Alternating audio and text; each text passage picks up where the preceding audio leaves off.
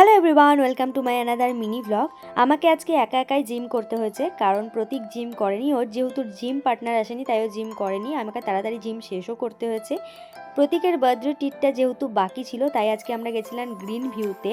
ও 1 মাস পরে birthday treat দিচ্ছে, কারণ আমরা ওর বার্থডের সময় গেছিলাম মানালি ঘুরতে, আর একটা অঘটনও হয়ে গেছিলো, তাই এতটা দেরি হয়ে গেছে। তো গ্রিন ভিউয়ের লোকেশন হচ্ছে বাস স্ট্যান্ডের কাছে, কলকাতা বাজারের উপরে। আর এখানকার অ্যাম্বিয়েন্সটা কিন্তু খুব ভালো, আমার খুব ভালো লেগেছে। আর আমি কিন্তু আমরা কিন্তু প্রথমবারই গ্রিন ভিউয়ে গেলাম। এর আগে একবার গেছিলাম, তখন জায়গা পাইনি বলে চলে আসতে হয়েছিল। তো এখান থেকে বহরমপুর মেলাটাও কিন্তু দেখা যাচ্ছিল, বহরমপুর মেলা শুরু হয়ে গেছে।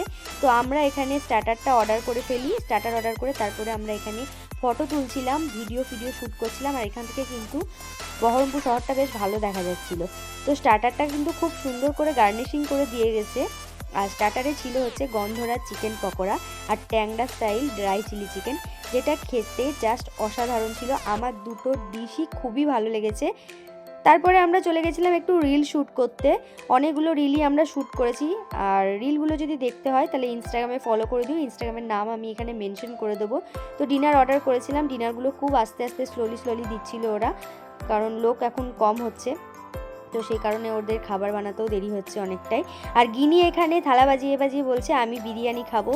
ওর বিরিয়ানি যেহেতু ফেভারিট। তো আমাদের ডিনার প্রায় চলে এসেছে, আর সব খাবারগুলোই কিন্তু খুব সুন্দর ছিল। তোমরা অবশ্যই একবার গ্রিন ভিউতে যেও। আর ওখান থেকে প্রতীককে একটা বার্থডে গিফট দিয়েছে। তো প্রতীককে তো খুব আনন্দ যে ওর বার্থডে গিফট দিয়েছে। আমরা মানালি ঘুরতে গিয়ে তারাগা প্যালেসে মানালিতে ওর বার্থডে সেলিব্রেশন হয়েছে, আর এখান থেকে ওকে গিফট দিয়েছে। আর 1 মাস পরে ওর বার্থডে গিফট, এটা বার্থডে হয়ে গেছে, বার্থডে গিফট এখন পাচ্ছে।